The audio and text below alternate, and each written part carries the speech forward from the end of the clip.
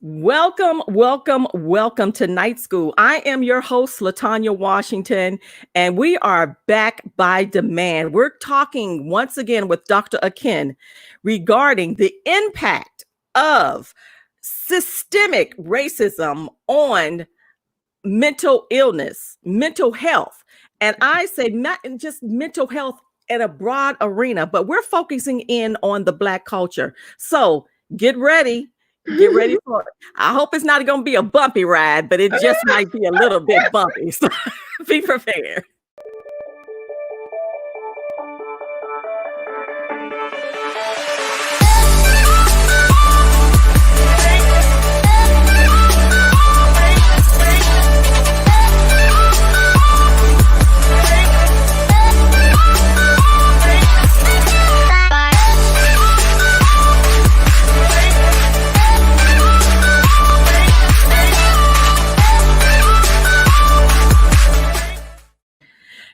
Hey, you all, and welcome to Night School. I am your host, Miss Latanya Washington, and I am here today with the one and only professor, master trainer, Dr. Akin. And let me say a little bit about her as well. She believes in creating atmospheres where healing and restoration are evident. She's a master trainer, a family psychologist, professor, wife, daughter, mother, and inspires people to restore fractured structures into sustainable legacies. That's what it is all about. Remembering that we have legacies that will go on for generations after generations. Good afternoon, Dr. Akin. How are you? I am so well. Thank you so much for having me back, Latanya. Thank you for what you do, though. This is amazing. Who you've put the system together where you get us here to actually help elucidate and help impact change in the community. So thank you for Well, that. thank you so much. And thank you so much for sharing your talents and your gifts with the world. It is so appreciative. We so appreciate it. And you are so special. Thank God for you. And Thank so you. let's get I am right special. into it. Yes, you are. Yes, you are. So let's get right into it because, before we started this broadcast, we had a conversation and I'm looking to bring it up because I believe it is part of systemic racism. And so before we left the prior show, we talked about the damage that it has placed on us, especially as a culture. Let's touch back on that again, dealing with the systemic racism, Dr. Ken. Mhm. Last time we were here, I just want to remind everyone that we talked about some biological factors and physiological factors, some things that go on in your brain and that you actually physically react to when we talked about a stress response system in your brain. We talked about when you have this incoming stimuli that your brain cannot handle, and it looks like you don't have the tools to handle it. It's going to ask for help, and part of asking for help is getting adrenaline pumping and getting cortisol pumping in your system, and this could be damaging if they don't shut off. If you're continuously keep getting impacted, and you constantly be on a state of alert, and that is it can be very devastating to well-being. I'm going to tell you something. I'm a Christian, and I believe that there's in John 10:10 that talks about the thief has come to steal, to kill, and to destroy, but he has come to give us life. Now, the liberal translation says life till it flows, till it overflows. So full life that is abundant, life that is overflowing. And one thing trauma would cause, it's that it would hinder us from having that abundant life. The maker of humanity wants us to have abundant life.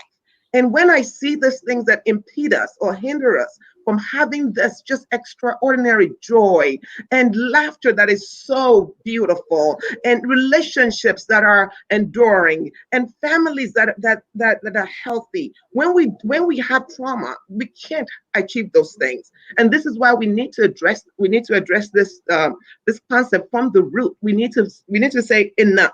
We're no longer going to be just the traumatized people. Now, one thing we also need to realize, and I think I talked about this last week, and if I didn't, okay, here it is. And if I did, you hear it again. It's there are traumatic events that don't have to be traumatizing. So traumatic events like a hurricane, somebody dies, an accident, those events in themselves are traumatic events. But not everyone who experiences those events will be traumatized. So just so we know that there's racial trauma. So racial trauma itself impacts all of us, but we're not all in a state of trauma. We all need to know that there's we are innately, inherently, resilient human beings. And so some of us will move on. We're going to be able to get a level of success. We're going to be able to get some level of abundance. Okay, but we're talking about us collectively as a group.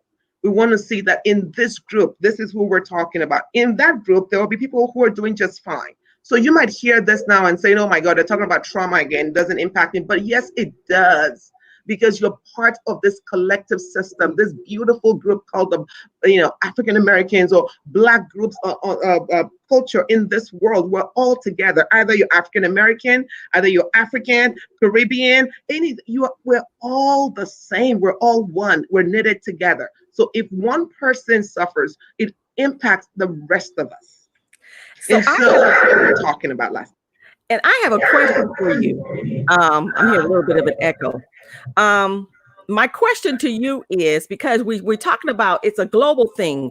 We see so many people around the world standing up for justice now. And so, Absolutely. talking about the Black culture, us here as African Americans, and of course, we have Africans like you are African. What is your tribe, Dr. Akin? I'm from Nigeria, Yoruba. Yoruba. Okay. Yeah. And so what is the impact, or is there an impact on the African culture? What's the Mm. talk in regards to that? Absolutely. Just like we have internalized oppression Yeah. here, we have neocolonization in Mhm. Africa. We have the residue of colonization still is alive and well.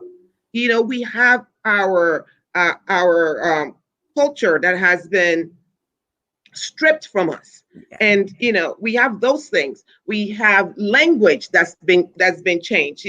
We speak a different language than we did when before the white people came over.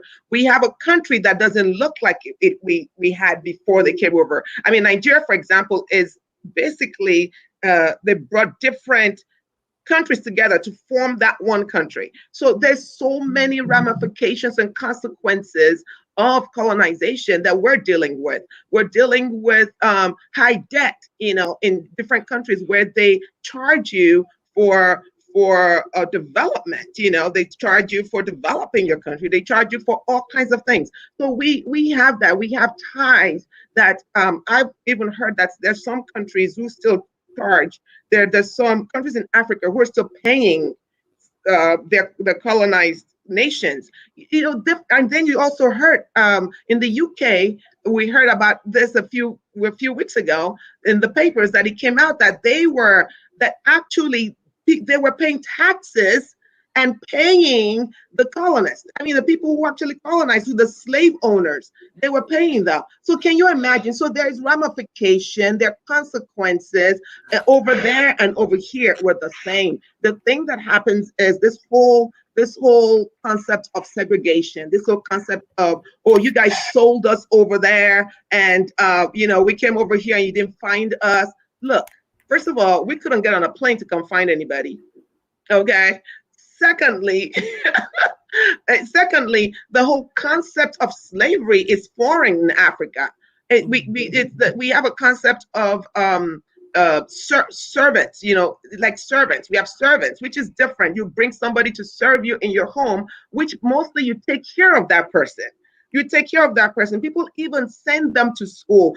This person is here to serve you. They become part of your household. So when people were shipped over here, and by the way, they were not like, given over to, okay, here's why people take them. But when they left, some of the understanding was they were going to be adopted into the culture.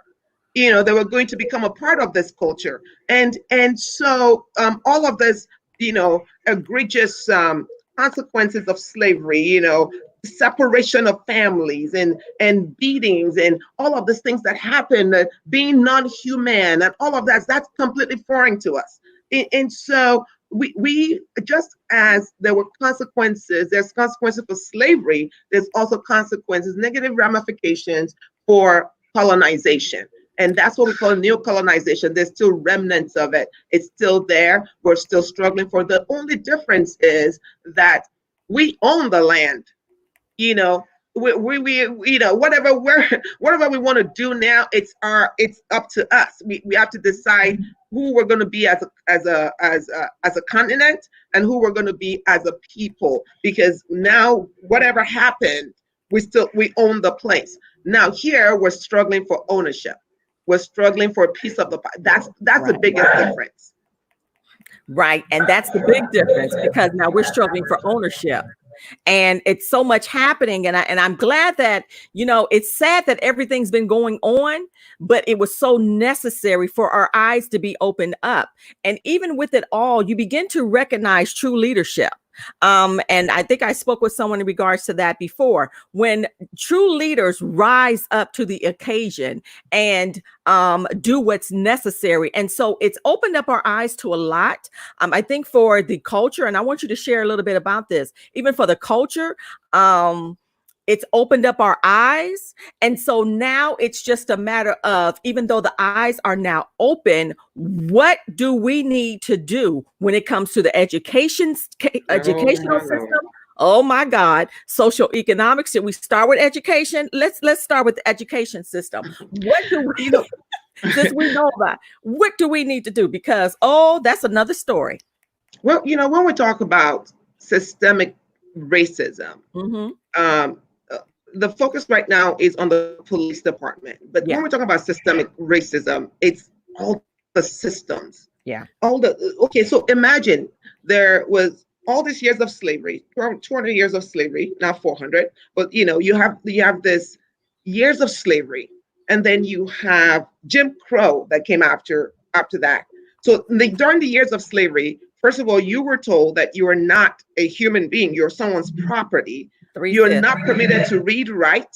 You're not permitted to think for yourself. You're listening to me, right? You're not permitted to think for yourself. You're not permitted to have a nucleus family of a mother and a dad and a child. You weren't permitted to have those.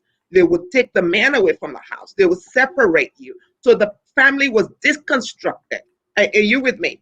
Now, that generation or those generation now give rise to, fast forward when we talk about freedom, or whatever you want to call it at the time, or have freedom, and then you get to a point where people start fighting for their rights when we get to the Jim Crow. And they actually had a law that was passed that says we're separate but equal.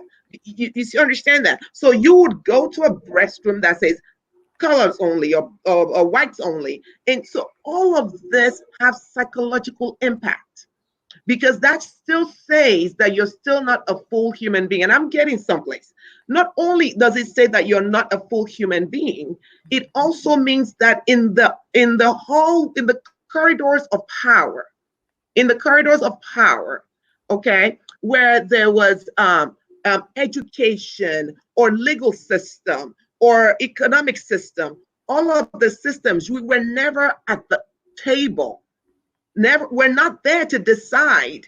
We were not there to decide the goodness and the common, to partake of the commonwealth. Everything had been distributed for people that didn't look like us. Are you with me? And so the education system, even the books were written from the perspective of those who were in power. Everything was reading there. That's their own narratives. That's what we read. So even in the schools and in the justice system, all of that. So now fast forward to this point, to we're now in 2020, the 21st century. Now somebody says, "You get over it, because there's no more racism. There is no structural damage or institutional racism. We're all the same. I didn't do anything. So why should I be held responsible?" Well, I didn't do anything either. Neither did you do anything either. You just show, you're just here. However, the thing about it is that now we have to go back to look at those structures and see if they work in our favor or not. But studies show and statistics show that they don't work in our favor. So where do we go from here? Yeah. So one of the things that need to happen is we need to begin to function as a nation, as a people. We have to begin to function as a people, a cohesive group of people. Not just, I don't mean that we all think alike. I don't mean that we're all Republicans or Democrat. And I'm not saying that. But we have the same mission and the same goal, which is the advancement of Black people, okay, and their generation. That needs to be in the collective thought of all of us. We need to begin to say, what can we do as a group to lift the tide, to raise the tide? Because when the tide rises, all the boats will lift. What we've been trying to do is we've been trying to lift each boat individually. That is going to take too long. What we need to do is let the tide lift, and we can cause that to rise. If the tide rises, all the boats will lift on the river. And so that is, and the way we do that is together. Together, we need to now begin to say, what can we do to build a people? We're nation builders, so that you're no longer thinking of your individual business. You're thinking, how am I going to support you to come alongside? How are we going to build this community? And you might not think about building the entire Black race, that's too much, but within your community, you can start there. Or your community of friends, your family, together, you're saying, let's do these things together, because we cannot adopt the mentality of the Western world, which is very individualistic, which just says, me, myself, and I, this is what we need to do. And we cannot ascribe or subscribe to all of the notions of success. I wrote something on my Facebook page today. We're talking about the Black tax. You've heard of it. And the Black tax, talking about, when you earn your money, it's not just for you. You're going to take care of Shanae, you're going to take care of Auntie Joe, you're going to take care of cousin Nikki, you're going to take care of all those people who are still struggling, right? And the whole notion was that we're not meeting the expectation, the financial economic success in this country because of this Black tax. So what I was saying on the page was that the Black tax is almost like an African tax too, because we also, especially in diaspora, we send money. There was over 1 billion. Is it 1 billion or 100 billion? Oh my God, I can't remember. It's a lot of money. I think it's about 100 billion. 100 billion that's been sent from this country from the West. Doesn't have to be just this country. It could be in the UK. Total in the past 6 years.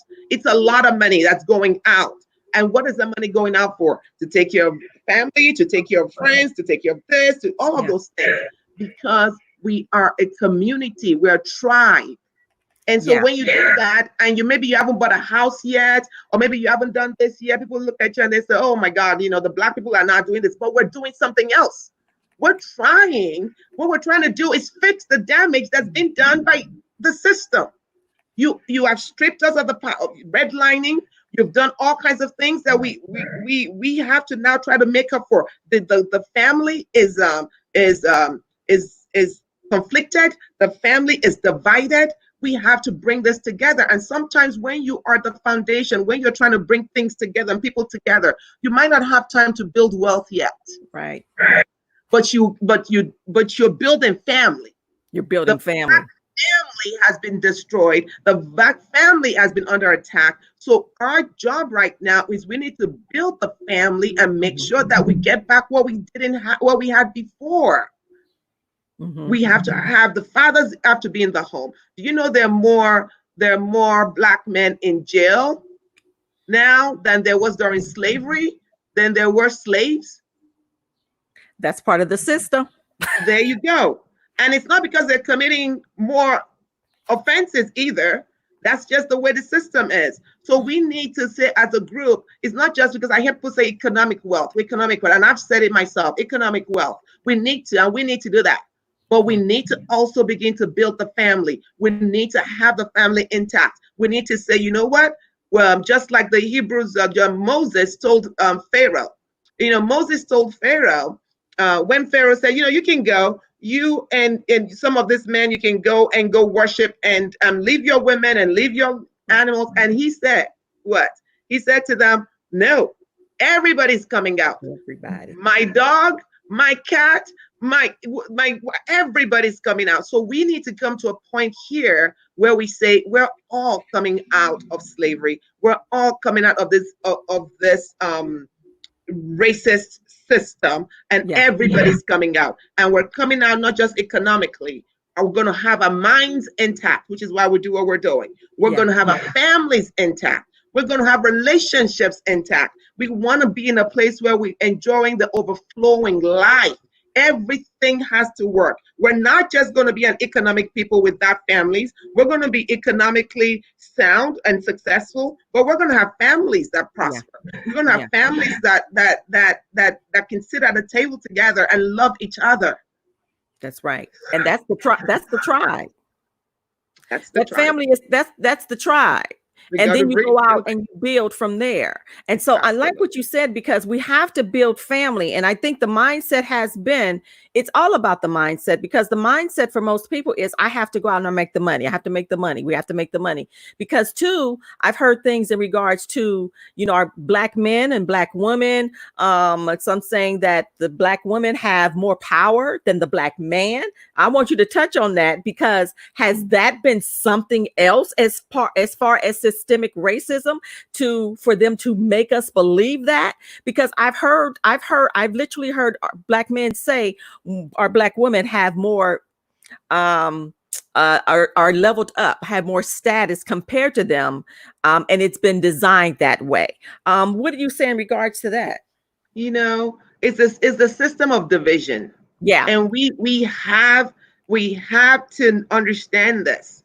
Okay. So if I can divide, look, I'm not only going to divide husbands and wives. I'm not only going to divide families. I'm also going to divide Blacks all over the world. I'm going to divide American Blacks and African Blacks and Brazilian Blacks. And we're just going to, because a house divided cannot stand. And so then what happens is this, when you're saying, oh, the women are why are the women are doing better, Black women? Well, why is that? You have to ask, why is that? The question, why is that? You have to ask the question. Because first of all, is there an agenda? Because when you have all these men in jail, or when they go to job interviews and you don't give them a job, but you would give the woman a job, is that a design? Is that a design? It's like the Black man is almost like this pariah. It's just somebody that we want to stifle.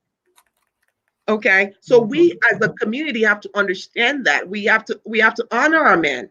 We have to let them know that we love them, and we have to let them know that that they are welcomed in the house and they're welcomed in the home. And no matter how much you're making, it doesn't matter. It's not the money that counts.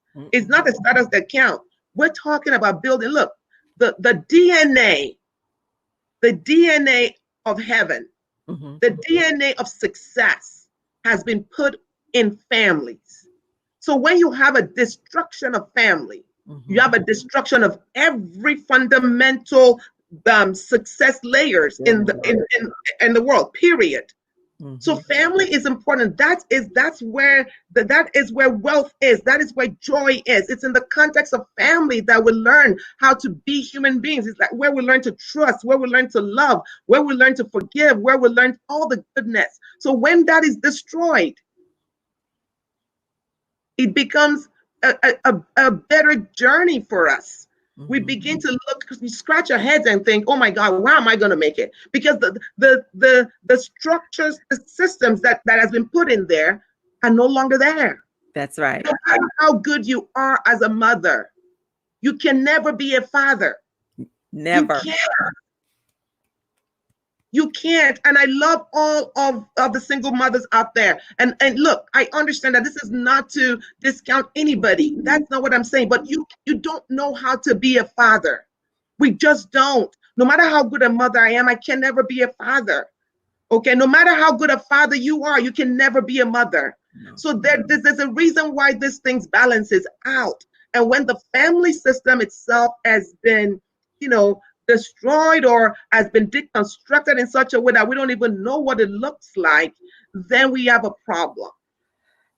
And that is so key. And so you're in a place now where you don't even know what it looks like because, for me, even as a Black woman, and then to hear that from a male, you don't realize that until it's actually brought to your awareness, it's brought to your attention. And we were talking about even when in regards to we talked about colorism, we talked about so much, but everything has been designed to break us apart. And just like you Absolutely. said, even around the world, Brazil, Africa, it's all designed to break us apart because we've even heard things, Dr. Akin, even as African American people here, that there's some Africans don't like African Americans. And Imagine so, that. and so you begin to say, where did that come from? Or people love the Africans more than they love African American. It is so strange. And so you begin to realize a lot of stuff that is happening in our world that we have to, I think it comes from awareness. You have to become aware of it and deal with that. We have to become aware of it. And once we are aware of it, now it's time to combat it from Absolutely. families on to the separate, all of that. Talk on that. Absolutely. Yeah. When we have Latanya, you know what? This Yeah. computer is about to die. I don't know why. I gotta get a plug. Can you give me one quick Okay. second? You Okay. have to talk. She got to get a plug. She got to get a Yeah. plug. So you guys, I know, Sorry. we can't have that. And so you all, before she comes, while she's grabbing her plug, we're dealing with the impact of systemic racism on mental health. And now we're dealing with the structure of the families, and we're dealing with the relationships and all of these other things that are happening, even colorism, basically a disconnect between the dark skin and the light skin. All of this stuff is going on, but it is part of a system to keep us apart, to pull us apart way back centuries ago. And so it's something that as I was saying, Dr. Ken, once we become aware of it, now it's time to combat it. It's time to fight it.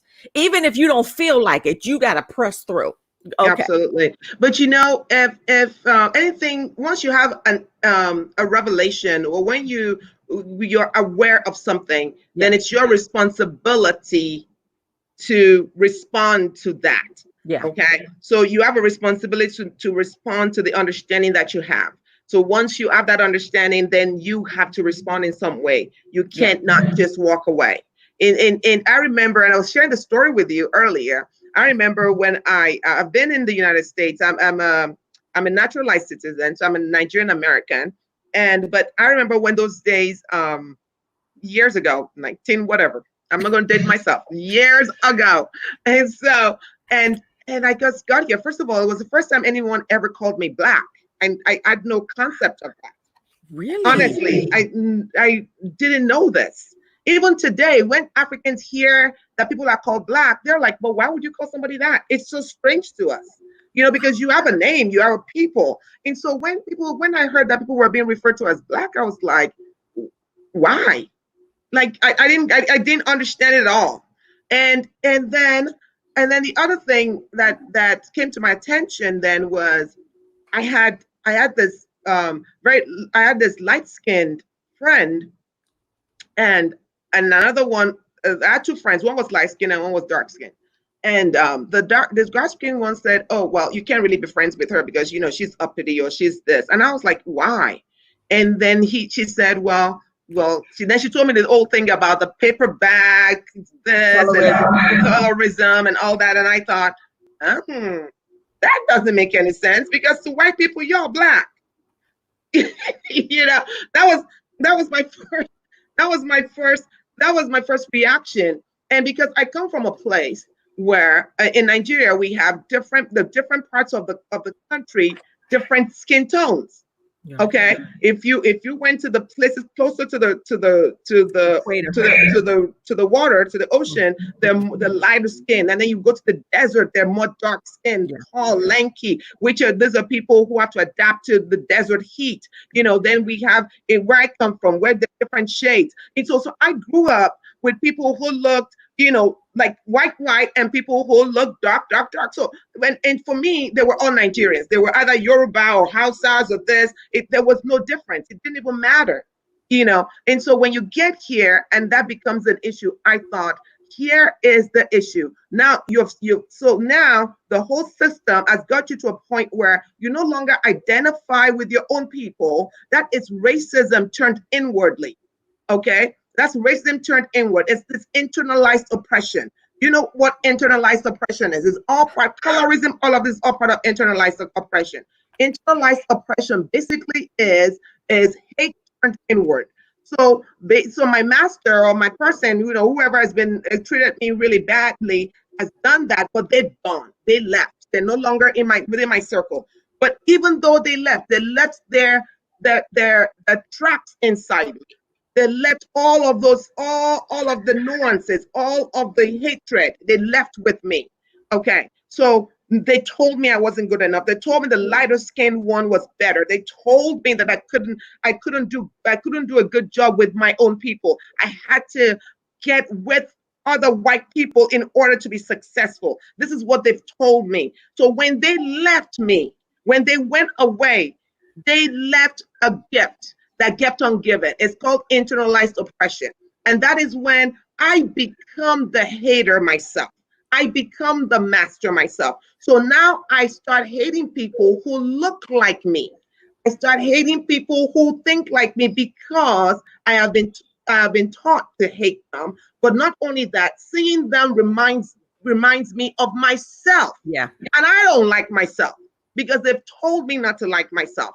You understand where I'm going? So when you start seeing people talking about colorism, or I prefer to be with lighter skin and I want to do this, that's all trauma responses. That's all it is. It's all Trauma. a trauma. It's all a trauma response. It's all internalized oppression. It's all about a racist response. That's all it is. Because what you're saying is you're not good enough. It's all part of shame. I'm not good enough.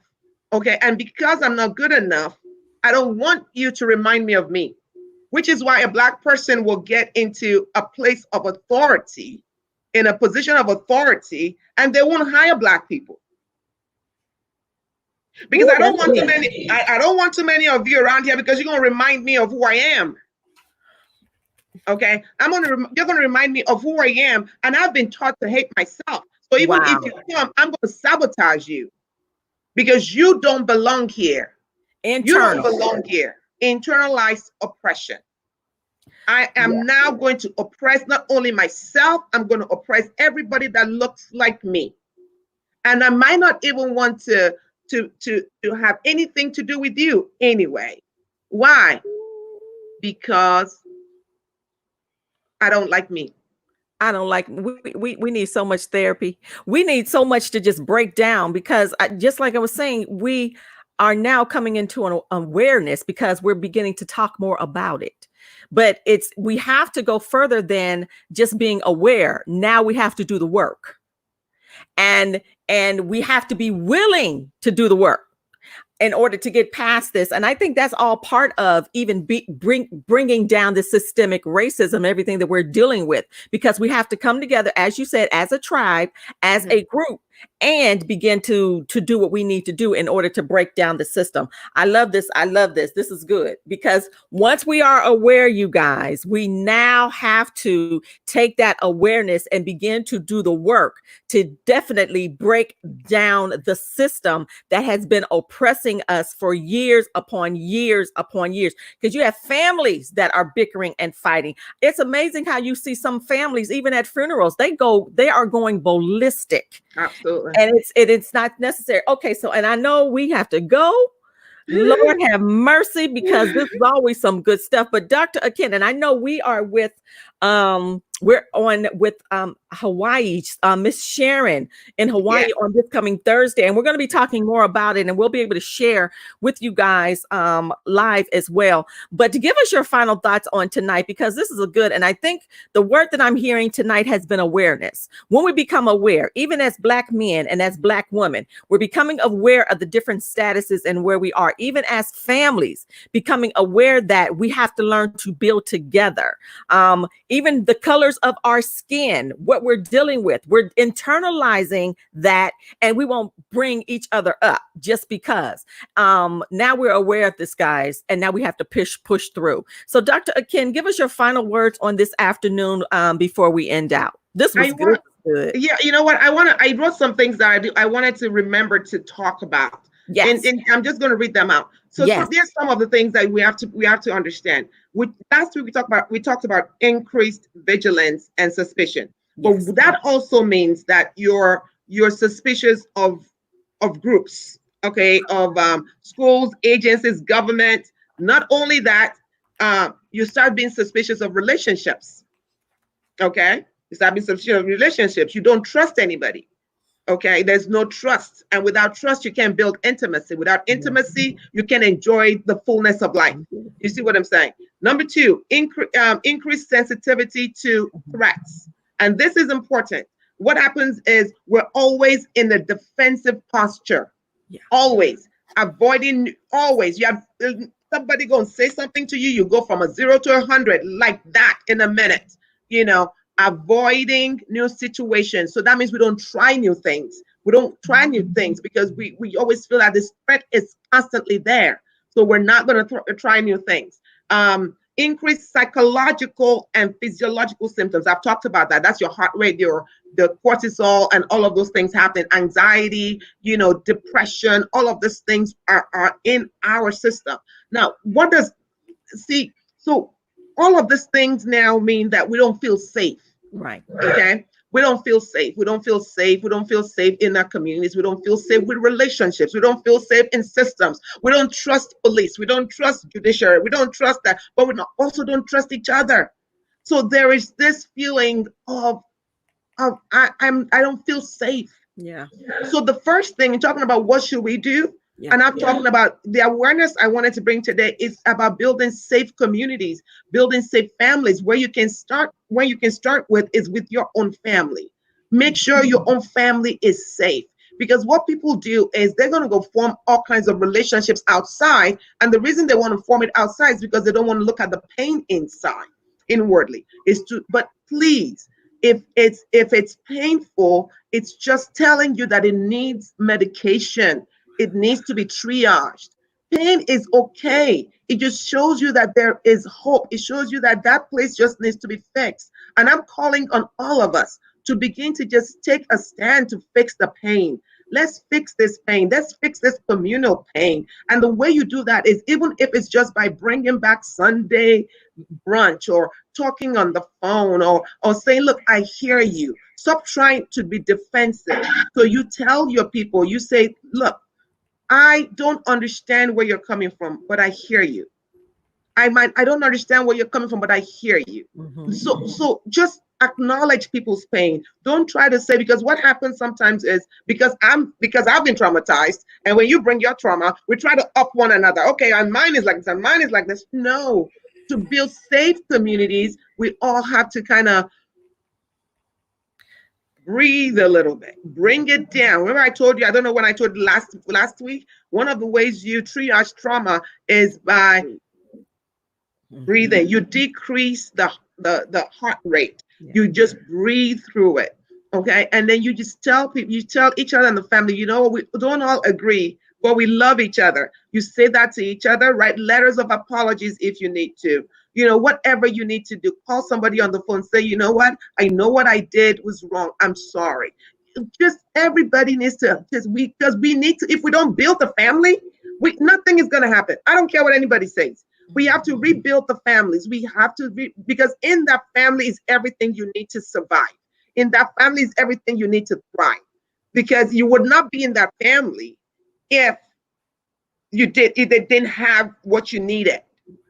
Okay, you would not be in there. You're in there for a reason. You're in that family for a reason. So let's begin to build our families and make them safe places, because the world is already scary. The everything outside is already scary. We don't trust any of the systems. We're already on a state of alert. So in the house, we don't want to be on a state of alert anymore. We want to say, you know what, we're going to bring this down. We want this to be a safe place. So everybody today should write, this is a safe place in their homes.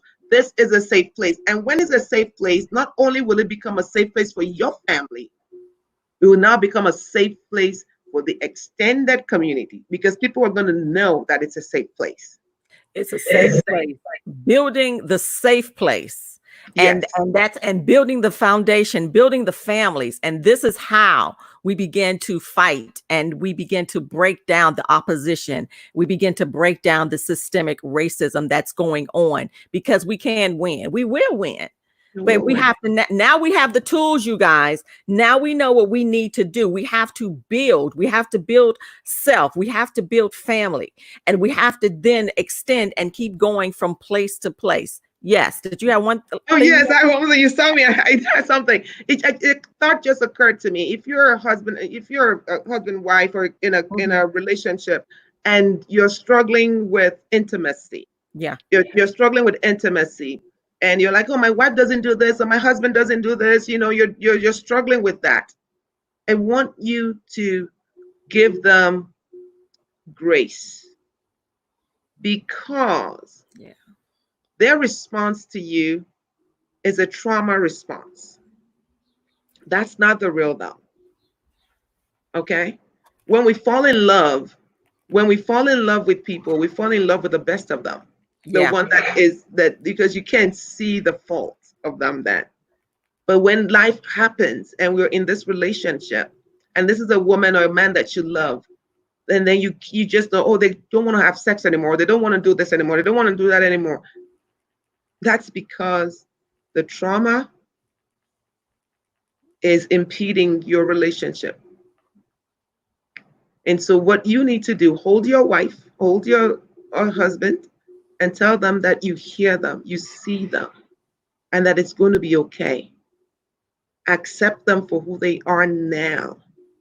If you can do that, you would have healed your entire family, and you would have the best wife or the best husband, just by saying, I get it. I see you. Those three words: I get it. I see you. I love you. Those little things. And for some people, sometimes it has been difficult for people to say it. But now, you guys, now you understand. Just say those things, and it can strengthen the bond.